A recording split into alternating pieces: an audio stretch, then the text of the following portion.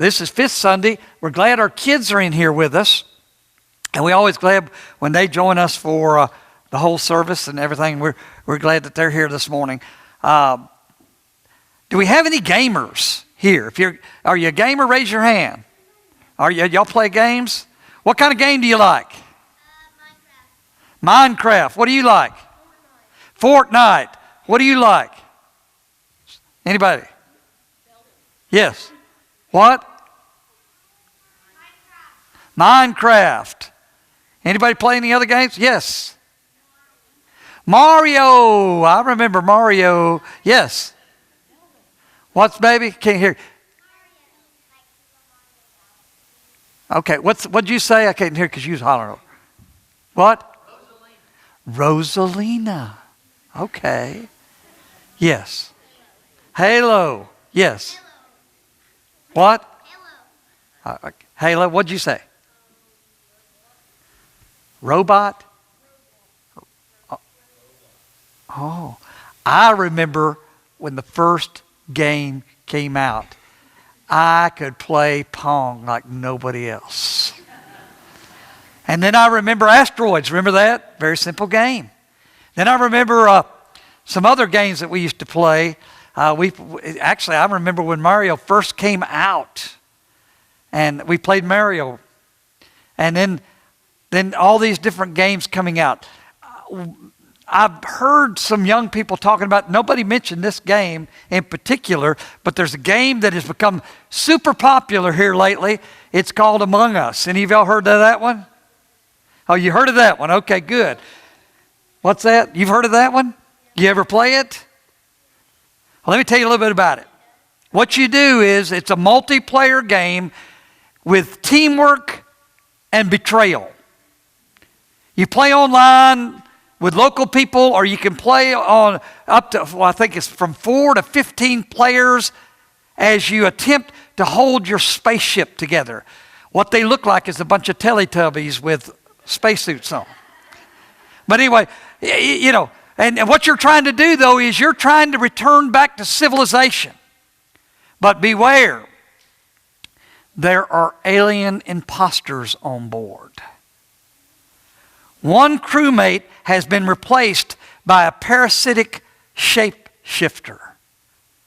Their goal is to eliminate everybody else on the crew. There is an imposter among us. Their goal is to eliminate the rest of the crew before the ship reaches Earth. The imposter will sabotage the ship, sneak through the vents, deceive, and frame others to remain anonymous and kill everybody on the ship. Your goal is to try to find out who the imposter is. While everyone is fixing up the ship, though, no one can talk during that time. Once a body, though, is reported, the surviving crew will openly debate who they think the imposter is. Who's sus? I learned a new word this week. Sus. That's suspect. The imposter's goal is to pretend that they are members of the crew. If the imposter's not voted off, by the way, I want to tell you all this too, by the way. Last night, I have the best wife. She, every Saturday night, she says, honey, what do you want to wear tomorrow? Of course, my general response, well, I don't know. And then I don't care. So I get up this morning and she's got me a khakis, button-down shirt, and a tie. I'm thinking, wait a minute, this is Fifth Sunday, this is Kids Sunday, and I'm doing Gamer Sunday, and I almost did this, but I know how y'all don't like this, but I was going to have my hat on backwards, everything, and I was going to, is that how you're supposed to do it? Yeah, or wear a hoodie with a top up, and all that, and, be the gamer guy, and do all this stuff, and be the big thing, but, find out who's sus this morning. We have some in the audience, by the way. But if the imposter's not voted off, what you do is they get together. Once someone is killed in the game, then you can talk. Everybody gets together and they decide who's sus. And they vote somebody off. Sometimes they vote some of the real crew off. Your job is to find who the imposter is. And if the imposter's voted off, everyone goes back to maintaining their ship until another body is found, if he's not found.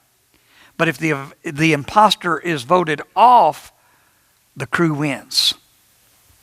Now, the game seems pretty simple if it wasn't for distractors. That's where you're trying to get out there and fix the ship like you're supposed to. But that's the point. In life, we don't always have someone who is intentionally, or who's on our side all the time. There are those who are intentionally setting out to annoy everybody, although sometimes we do the annoying. We all deal with difficult people in life, and if we're honest, sometimes we are that difficult people. And talk about, again, that popular game called Among Us, and in connection with Jesus' life and the expectations which we live. And we learn from Among Us that you're out to win, and that's it. But followers of Jesus, expectations of greatness are characterized by being a servant, not just making a win for yourself.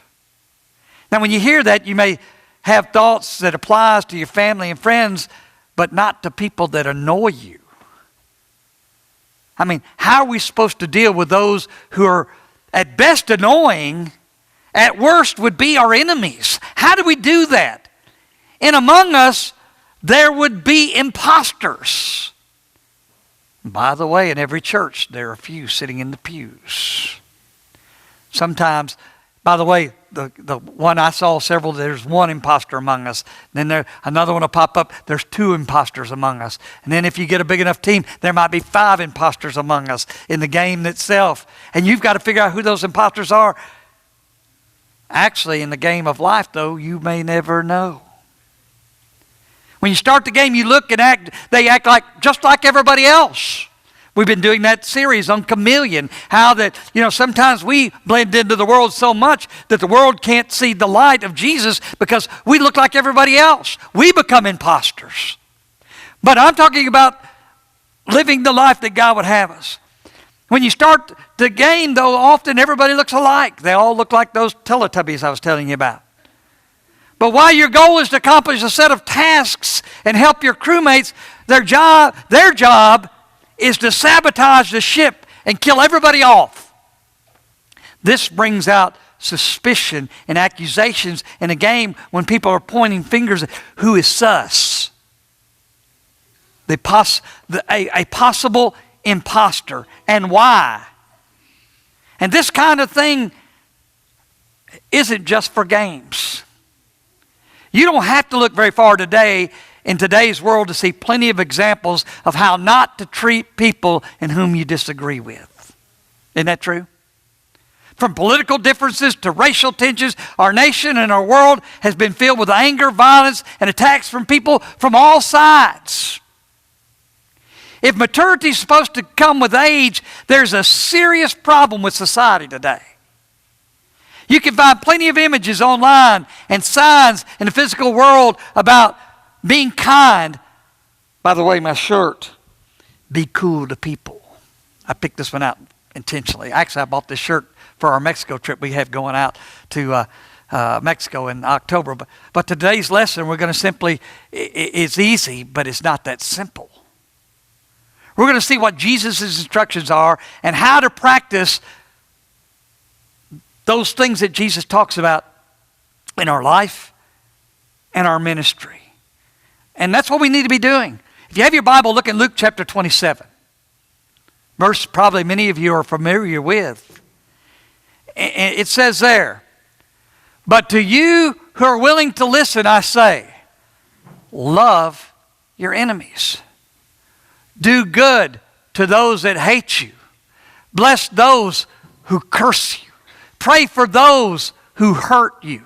If someone slaps you on one cheek, offer the other cheek also. If someone demands your coat, offer your shirt also. Give to anyone who asks. And when things are taken away from you, don't try to get them back. Do to others as you would like them to do to you. If you love only those who love you, why should you get credit for that? Even sinners love those who love them. And if you do good only to those who do good to you, why should you get credit? Even sinners do that much. And if you lend money only to those who can repay you, why should you get credit? Even sinners will lend to other sinners for full return. Love your enemies. Do good to them that lend to them without expecting to be repaid. Then your reward from heaven will be very great, and you will truly be acting as children of the Most High. For He is kind to those who are unthankful and wicked. You must be compassionate, just as your Father is compassionate. Really, Jesus? I mean, there are those among us who the only thing they can think about doing is getting even with those who've done us wrong. This sounds so crazy to us because it is absolutely opposite of what we find in games and in everyday life. Now, first, just to be clear, Jesus is not talking about any kind of abuse or bullying. He's saying that hurting others or yourself is unacceptable and is not encouraged. What he's talking about is our everyday lives of how we tend to only do good things if there will be something in it for us if we win. Think about it.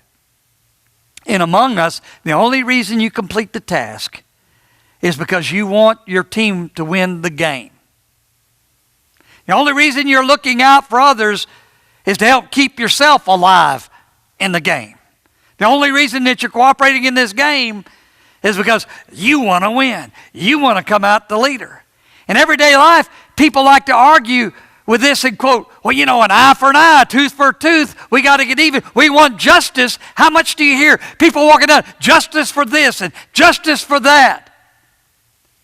And they turn to look at Exodus 21. All making sure that justice is served.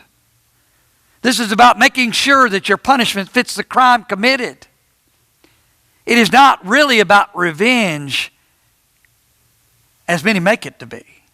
In fact, if you look at the biography written by Matthew, he quotes that verse in chapter 5 and points out that this is not how we're to live everyday life. We are not the judicial system. We are to love others. Luke 6:31 is supposed to be our guide for life. Check out how it's worded in the Message translation. I'm going to give you here. In Luke chapter 6 and verse 31, here is a simple rule of thumb for behavior. Ask yourself what you want people to do for you, then grab the initiative and do it for them. I love that translation. Now, we understand it as do unto others as you would have others to do unto you, but I like this. Ask yourself what you want people to do for you, then grab the initiative and do it for them.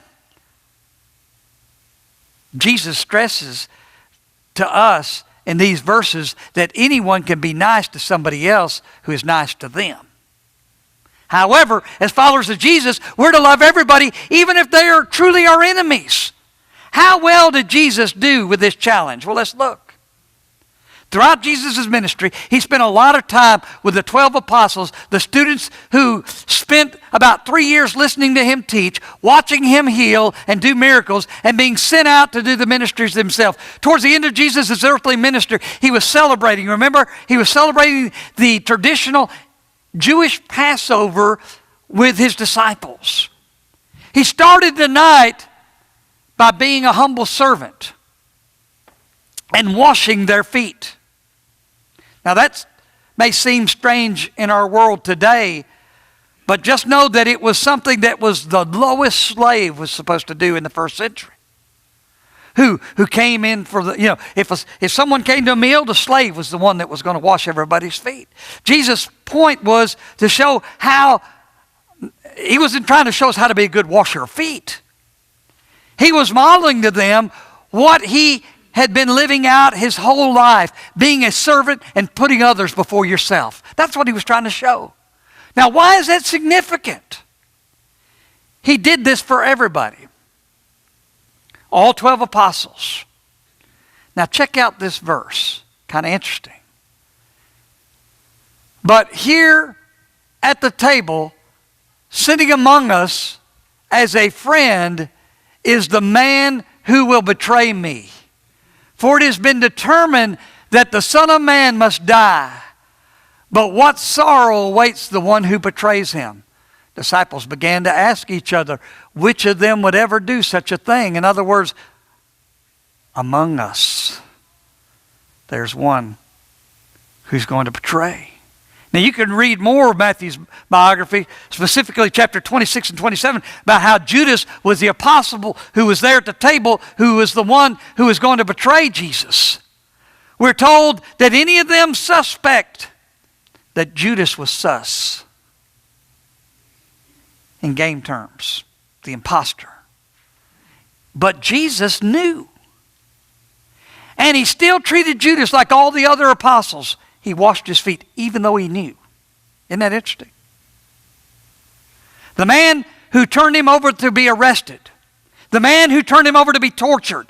The man who turned him over to be killed, treated with kind and loved that Jesus had been preaching all along.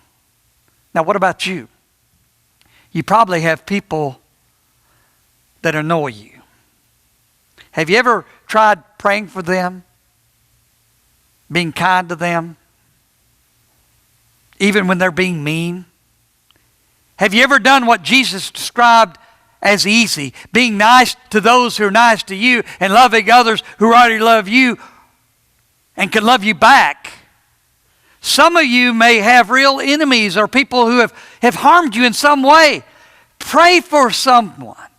And hoping they experience God's love doesn't make the bad thing okay. But it's what God wants you to do. Let me tell you something. By the way, kids, you should always talk to an adult and seek help if someone is bullying or abusing you. You need to tell. But you should also pray for them.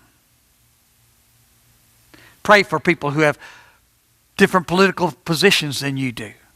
Pray for people who have different religions than you do. Be kind to people who cheer for your team's biggest rival there at school. Show kindness and compassion to people you see in your everyday world, even if that means simply making eye contact and smiling or just saying hi. It includes people who troll or roast others online and on social media. Now you can be one person who is praying for them and leaving kind and loving messages on Facebook, not being sarcastic or funny, but to try to show them that not everyone out there wants to pick a fight. Not everyone out there wants to start an argument. Ultimately, this is the rule for living for Jesus that is simple to understand. But it is hard to put into practice. It's hard to live out. It's easy for us to sit here today and nod our heads in agreement of what Jesus is saying and then walk out and completely ignore his teaching when we live our lives. Then we end up being sus or Judases. We look like we fit in, but we aren't actually trying to live like Jesus. Let's think about that as we head off today into our lives. As we head out from here to go eat out. As we go out from here to run by Walmart, pick up a few things on the way home. Let's think about that as we head into these different, and really wrestle with this simple but not easy challenge. Love everybody. That's what we need to be doing. There are those among us that are trying to destroy us, to take us down. Don't let the distractions of the world make you sus. You know, in the game, you're supposed to be looking at your other crewmates. You're trying to decide who's sus and who's not. Don't be sus. Don't be suspect. Wait a minute, he calls himself a Christian and he's living this way? He's sus. He's suspect. He's an imposter. If you're here today and you're not a Christian, I want to encourage you to get in the game. I want to encourage you to be a part of it. I want to encourage you to love like Jesus. I want to encourage you to show the world what God has called us to. I want you to live out your life, not as sus, but be a player. Win the game. Ultimately, the ones that win are the ones who wind up with Jesus in the end and bring as many people as possible with them. If we could help you this morning, I want to encourage you as we stand, we offer the invitation.